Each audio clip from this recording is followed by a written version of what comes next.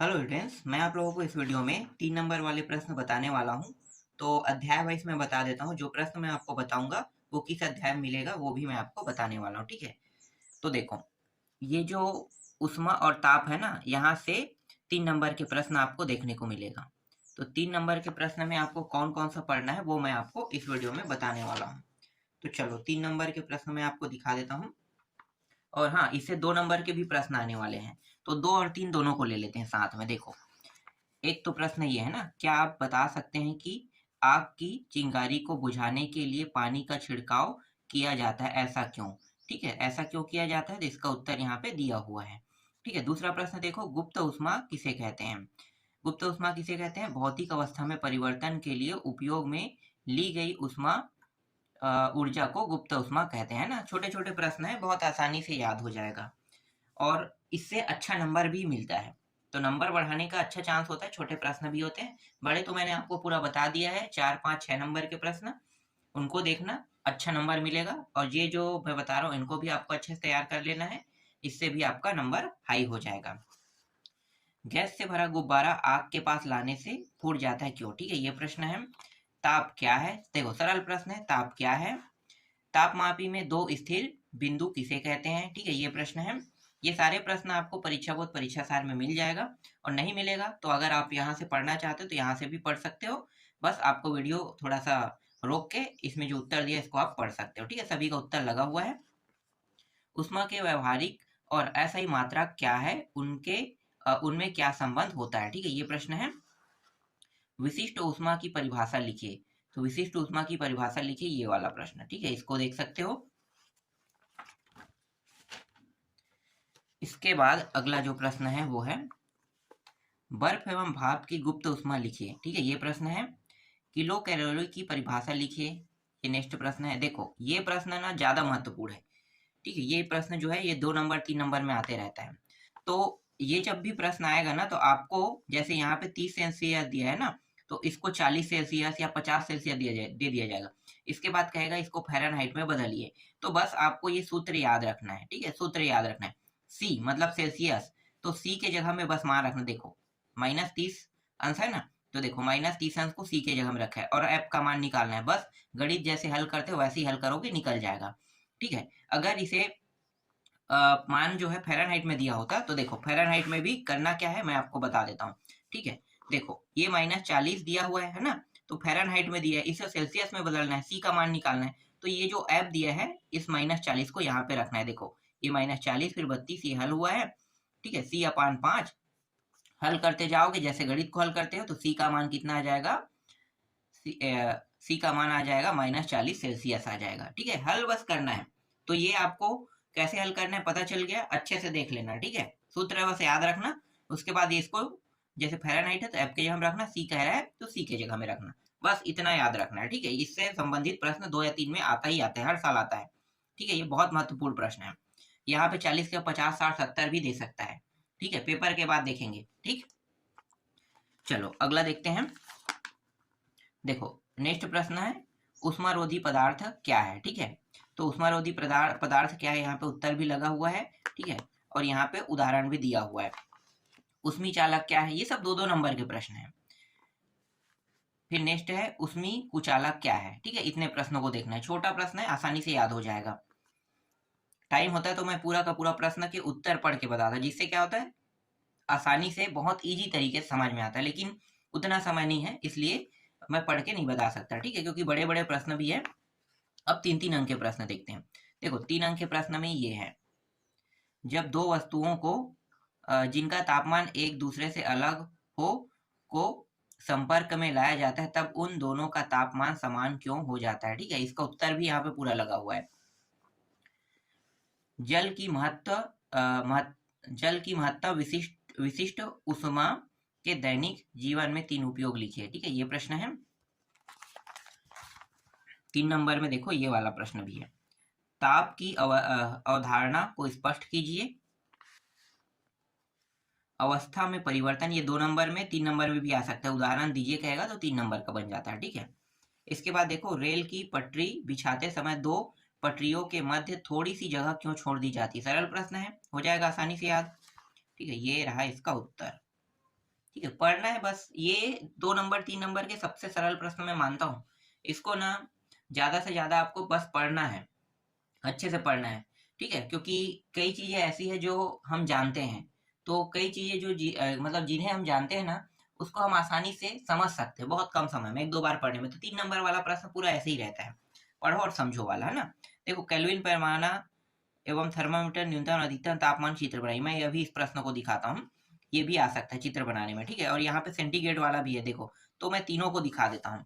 Fahrenheit देखो, ये जो आपको चित्र दिखाई दे रहे हैं ना, ठीक है, ये केल्विन है।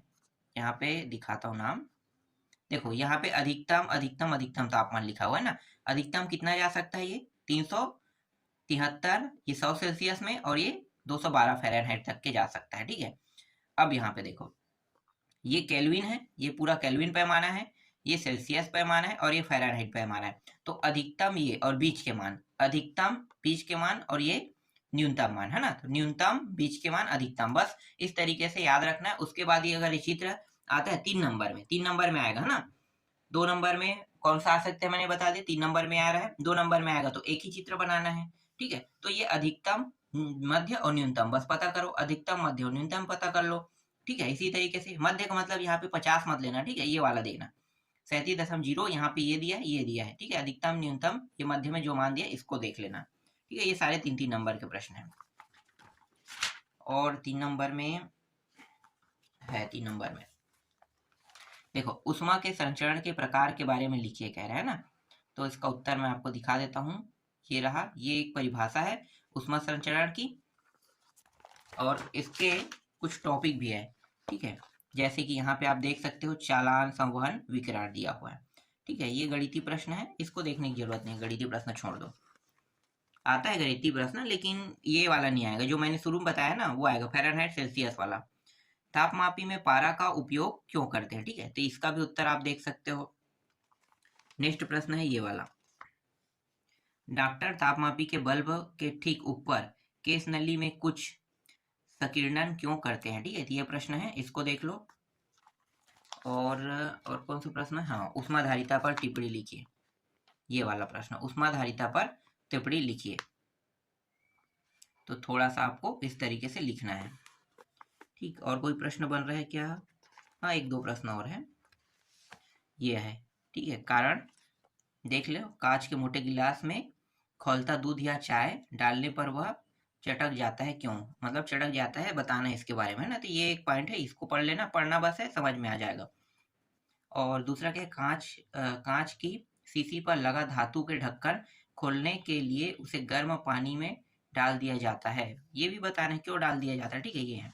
और ये प्रश्न देखो, सेल्सियस में बदलने वाला, तो ये तो मैंने बता दिया, बस आपको समझना है ये टॉपिक, ठीक है?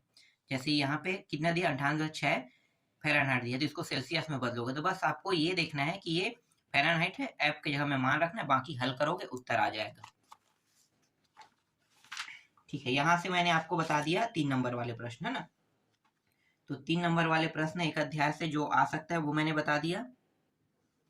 नेक्स्ट अध्याय है ये, ठीक है?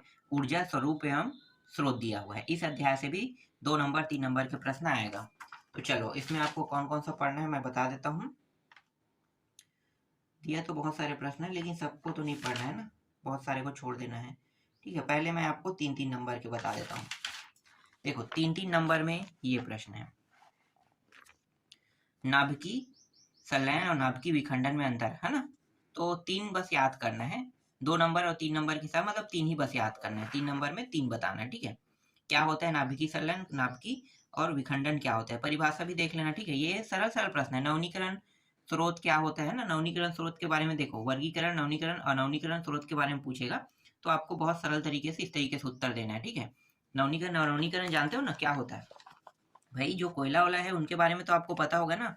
और नवनीकरण स्रोत आता है, और नवनीकरण क्या होता है? जो अपने आप बनते रहता है, जैसे पानी है, हवा है ना, जो कभी खत्म ना हो, इनको ले दिया जाता है, ठीक है? जो निर्माण होते रहता है, कहो, उसको हम नवनीकरण कहते हैं। और नवनीकरण जो ये जो कोयला वाला प्राकृतिक गैस है, ये सब आ जाएगा, ठीक है? इसके बाद देखो, नेक्स्ट प्रश्न 3 नंबर में, ये जो सोलर कुकर है ना, इसका क्रियाविधि कहेगा, तो किस तरीके से काम करता है? तो ये आ सकता है, चित्र भी आ सकता है, दोनों को अलग अलग पूछेगा। देखो सोलर कुकर के बारे में पूछेगा तो लिखने के लिए आएगा, या फिर चित्र कहेगा तो आपको चित्र बस बनाना है, ठीक है, इस तरीके से।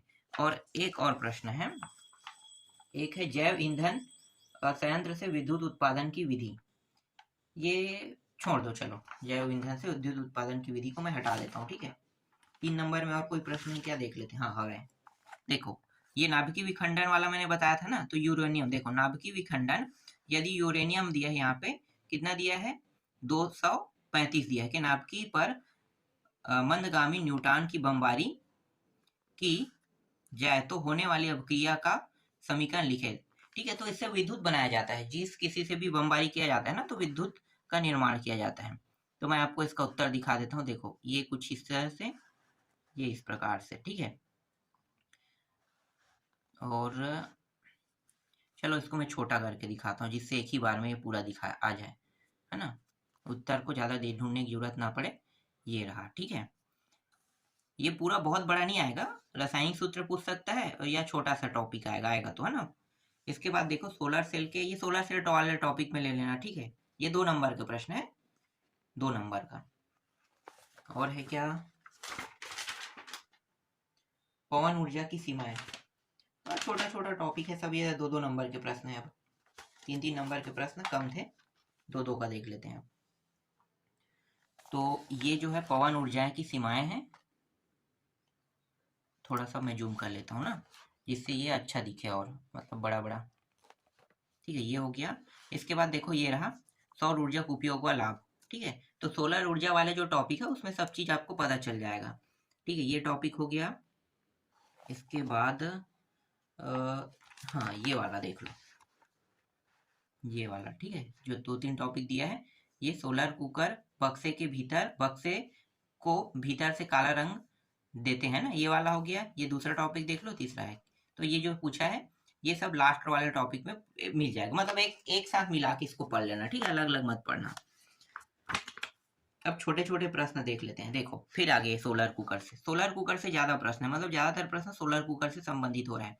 यहाँ पे क्या कहे, देखो सौर कुकर के उपयोग के लिए अवतल, समतल या उत्तल में से किस प्रकार का दर्पण सबसे अधिक उपयुक्त है, क्यों, है ना ये प्रश्न।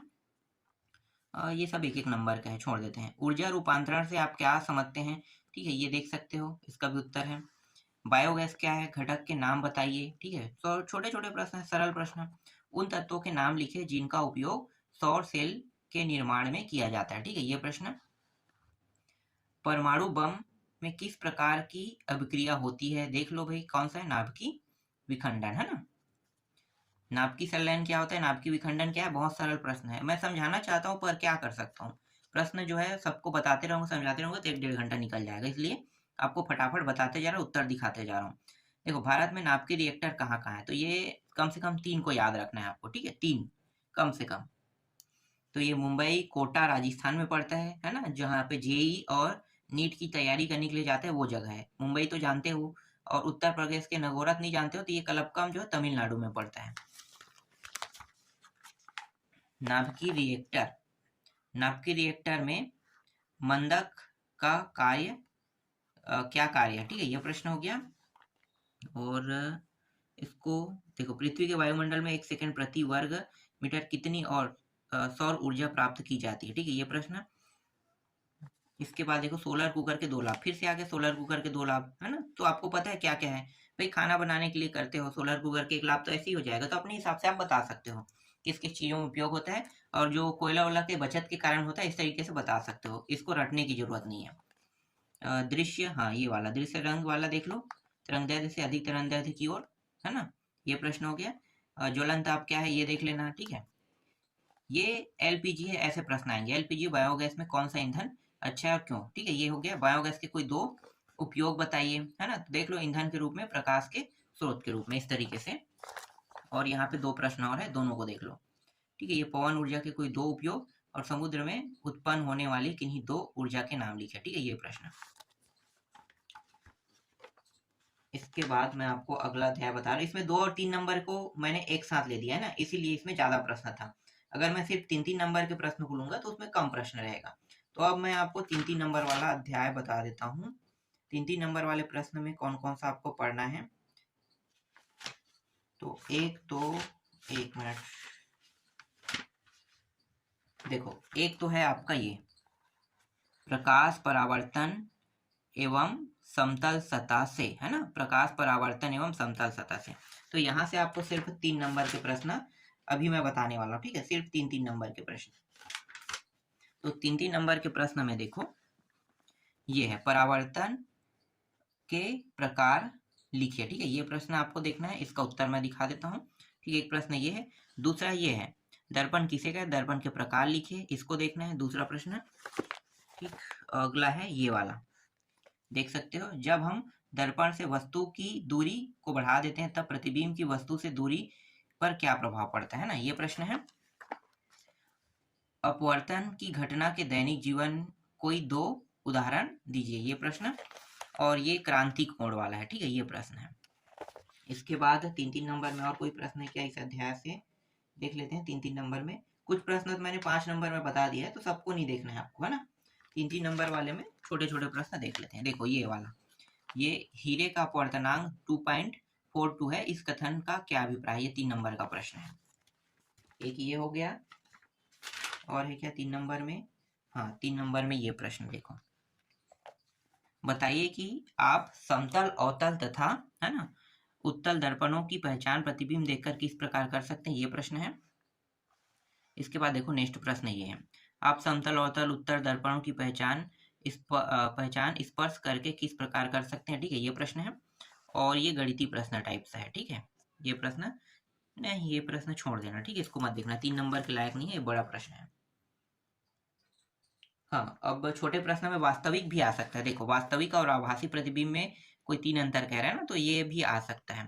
तो यहाँ पे देख सकते हो वास्तविक हो गया 3 है, और अब आभासी मैं दिखा देता हूँ, ये आभासी और इसका कुछ हिस्सा यहाँ पे है, ये आप देख सकते हो, ये एक टॉपिक हो गया, है ना, ये तीसरा टॉपिक, और ये एक टॉपिक यहाँ पे है, यह सदैव सीधा बनता है, ठीक है, इस तरीके से। और 3 नंबर में एक और है, देखो निरपेक्ष और सापेक्ष अपवर्तनांक वाला अंतर पूछेगा, तो आपको इस तरीके से देना है। पहले निरपेक्ष देख लो, ठीक है, 2 अंतर है यहाँ पे, और यहाँ पे सापेक्ष है। बस इसमें इतना ही है शायद तक, और तो नहीं होगा, हाँ हो गया, बस इतना ही है इसमें, ठीक है। इस अध्याय से इतना पढ़ना है आपको। अब आपको मैं अगला अध्याय दिखा देता हूँ, पेज नंबर ठीक, यहाँ से भी 3 अंक के प्रश्न आएंगे, तो एक मिनट देखो, अध्याय का नाम है प्रकाश परावर्तन तथा अपवर्तन गोली सतह से, है ना। 3 अंक के प्रश्न भी यहाँ से आने वाले हैं, तो 3 अंक में कौन कौन सा पढ़ना है मैं बता देता हूँ। देखो, एक तो 3 नंबर में ये स्केल का नियम आता है, ठीक है, स्केल के बारे में लिखने के लिए आता है, स्केल का नियम आ जाता है, और यहाँ पे ये सूत्र उतर कुछ करके ना 3 नंबर में दे देगा ये, ठीक है। दूसरा प्रश्न है पूर्ण परावर्तन प्रिज्म क्या है, इसके उपयोग लिखिए, ठीक है, तो ये भी आता है, इसमें उदाहरण कुछ उपयोग देगा ना, तो जैसे उपयोग यहाँ पे दिया हुआ है, मैं उत्तर भी दिखाते जा रहा हूँ, ठीक है। अगला प्रश्न है, देखो नेत्र की समंजन क्षमता किसे कहते हैं, स्पष्ट कीजिए, ये प्रश्न है। ये पीठ बिंदु एवं अंधे बिंदु किसे कहते हैं, ठीक है, ये हो गया। फिर ये क्रांतिक कोण क्या है, या किस पर निर्भर करता है ना, ये प्रश्न है, तो इसका भी उत्तर देख सकते हो। देखो वर्णांधानता क्या है, ठीक है, ये हो गया। ये डायोप्टर किसे कहते हैं, मतलब किसकी इकाई है, ये प्रश्न है। ये छोटे प्रश्न है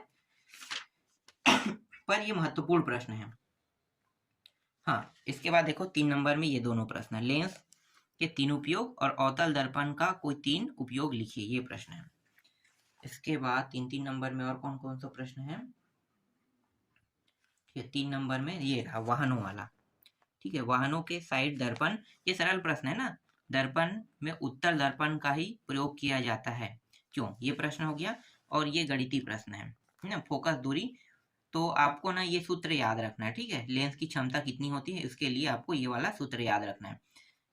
एक मिनट, ये जो मान है 50 को 100 कर सकता है, 150 कर सकता है, 75 कर सकता है, कुछ भी कर सकता है, ठीक है। निकालना क्या है, लेंस की क्षमता, तो ये P बराबर 1/f, है ना, तो ये लगाना है। और ये सेंटीमीटर में जो दिया है ये क्या है, f का मान है, और 0 दशमलव ये जो 5 दिया हुआ है, नहीं हाँ, इसी को ना सेंटीमीटर को मीटर में बदल दिया, ठीक है।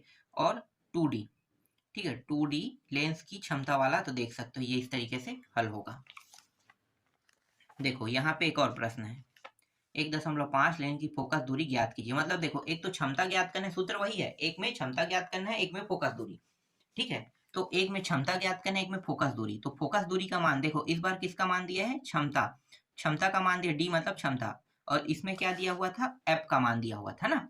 तो ये चीज ध्यान देना है आपको, ये प्रश्न अल्टी पल्टी करके दे सकता है, ठीक है। तो आपको ये बस मान रखना है। तो डी के जगह में ये वाला मान है ना, डी डी नहीं कह सकते, उसे हम पी कहेंगे, ठीक है। ये जो पूरा मान है पी के जगह में आ जाएगा। देखो ये इस तरीके से रख दिया गया है। गणितीय प्रश्न है, थोड़ा सा आपको ध्यान देके देखना है। अगला प्रश्न देखो छठवां, ये भी इंपॉर्टेंट है, इसको भी देख लेना, ठीक है। सातवां प्रश्न देखो, लेंस की क्षमता क्या है, इसकी इकाई लिखिए कह रहे हैं ना। तो लेंस की क्षमता में जो इसकी इकाई है, मतलब मात्रक है, डायोप्टर है, ये देख लेना है, ठीक। और कौन सा है, 2 प्रश्न और होगा यहाँ पे। हाँ, उत्तल दर्पण अवतल दर्पण में देखो, ये उत्तल दर्पण हो गया और अवतल दर्पण हो गया, दोनों में अंतर। और ये समतल एवं उत्तल दर्पण में कोई 3 अंतर का है। तो समतल ये हो गया और ये उत्तल हो गया, ठीक। बस इसमें इतना ही है, और नहीं होगा। और है क्या, नहीं हो गया, बस इतना ही देखना है इसमें, ठीक है। अब अगला अध्याय देख लेते हैं। अब हमें जो अध्याय देखना है, इस अध्याय को देखना है। देखो, विद्युत के चुंबकीय प्रभाव है ना, विद्युत के चुंबकीय प्रभाव से भी 3 अंक के प्रश्न आने वाले हैं। तो कौन कौन सा पढ़ना है मैं बता देता हूं। देखो, एक तो प्रश्न ये है, विद्युत मोटर का सिद्धांत क्या है, ठीक है, इसका उत्तर यहाँ पे लगा हुआ है। नेक्स्ट प्रश्न है, चुंबकीय क्षेत्र को उत्पन्न करने के 3 तरीके की सूची बनाइए, ये प्रश्न है। नेक्स्ट है, चुंबक के 3 प्रमुख गुण लिखिए, है ना, चुंबक के 3 प्रमुख गुण लिखना है। अगला है, 2 चुंबकीय बल रेखाएं एक दूसरे को क्यों नहीं काटती, ठीक है, इस प्रश्न को देखना है। ये जो वृत्ताकार वाला दिया है ना, कुंडली वाला, इसको देख लेना है, ठीक। और फ्लेमिंग से संबंधित आएगा, है ना, तो मेज वाला जो है, ये देख लो, मेज वाला, ठीक है, ये प्रश्न। और फ्लेमिंग के बाएं हाथ का नियम, ये तो मोस्ट IMP है भाई, 3 नंबर में आते रहता है, ठीक है। ये फ्लेमिंग के बाएं हाथ का नियम हो गया। और धारावाही, देखो फ्लेमिंग के बाएं हाथ का नियम में इस प्रकार से चित्र है ना, और ये धारावाही प्रणालिका वाला है ना, तो इसका उत्तर देख सकते हो, ये रहा। और एक प्रश्न और होगा इसमें, फ्लेमिंग के दाएं हाथ, एक इस बार बाएं हाथ का देखना है ना, एक दाएं हाथ का है, एक बाएं हाथ का है, ठीक है। तो ये देख सकते हो, ये कुछ इस प्रकार से रहेगा इसका चित्र। बस इसमें इतना ही प्रश्न आपको पढ़ना है। हो गया। और कोई और अध्याय थोड़ी छोटा है जो 3 नंबर से आने वाले प्रश्नों की जानकारी दे रहा है, देख लेते हैं। कौन सा अध्याय है, इसमें प्रश्न होगा तो देखेंगे, नहीं होगा तो छोड़ देंगे, है ना। देखो, ये है विद्युत धारा एवं परिपथ, है ना, विद्युत धारा एवं परिपथ। तो यहाँ से भी है, पर इसमें मैं ज्यादा प्रश्न आपको नहीं दूंगा, कुछ ही प्रश्न देखेंगे, सरल सरल प्रश्न है। देखो, ये विभव किसे कहते हैं, ठीक है, इसका ऐसे ही मात्रक बताइए क्या है, ये प्रश्न देख लेना। और विद्युत शक्ति परिभाषा, विद्युत शक्ति क्या है समझाइए, नहीं इसको छोड़ दो। विद्युत शक्ति के बारे में तो आपको पता होगा ना, कार्य करने की क्षमता को क्या कहते हैं, शक्ति कहते हैं। तो विद्युत बोल रहे हैं, तो विद्युत में भी वैसे ही होगा, है ना। यहाँ पे देखो, उपकरण में विद्युत ऊर्जा व्यय की दर को उसका क्या कहेंगे, विद्युत, मतलब खर्च करना ही शक्ति कहलाता है, और विद्युत कह जाएगा, तो इसमें भी खर्च ही किया गया है, ये कोई बड़ा प्रश्न नहीं है। और ये दूसरा प्रश्न देख लो, इससे ये वाला प्रश्न, ठीक।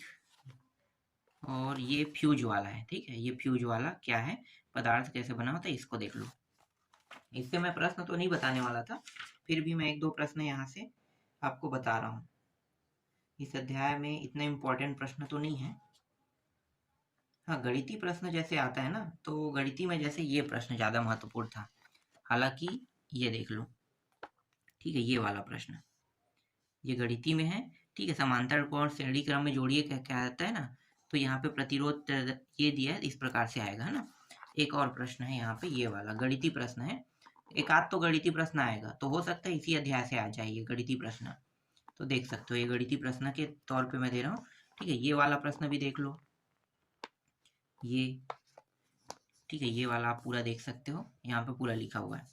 फिर प्रतिरोध और विशिष्ट में अंतर, मतलब प्रतिरोध और विशिष्ट प्रतिरोध में अंतर, तो ये एक हो गया, ठीक है। ये विशिष्ट प्रतिरोध है और ये प्रतिरोध है। और कौन सा है, हाँ यहाँ पे देखो, समांतर क्रम में संयोजित वाला है ना, तो ये बहुत महत्वपूर्ण मैं मानता हूँ। ये सूत्र है, देख सकते हो, और ये इस तरीके से देखो, ये समांतर क्रम है, इसको थोड़ा समझना पड़ेगा आपको। फिर ये विद्युत वाला है ना, ये, और ये वाला प्रश्न भी देख लो। नेक्स्ट है ये अमीटर, विद्युत सेल, इन सब का चित्र बनाना है ना, तो इसका उत्तर यहाँ पे दिया हुआ है। और ये वाला प्रश्न, विद्युत परिपथ से संबंधित निम्न घटकों के संकेत चिन्ह।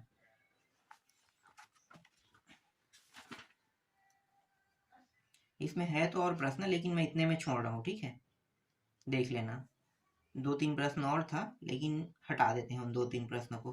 प्रत्यावर्ती और दिष्ट धारा में अंतर भी देख लेना, ठीक। तो इतना प्रश्न आपको देखना है।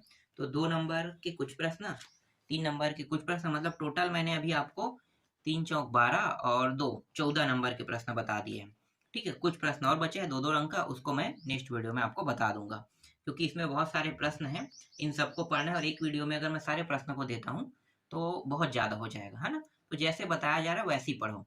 जैसे 4, 5, 6 नंबर के प्रश्नों को दिया, पहले उनको अच्छे से तैयार कर लो। फिर 3-3 नंबर के जो प्रश्न मैंने दिया उनको अध्यायवार वैसे ही जाके पढ़ो, जैसे मैंने दिया वैसे ही। फिर 2 नंबर के दूंगा तो 2 नंबर के प्रश्नों को भी उसी तरीके से तैयार कर लेना है।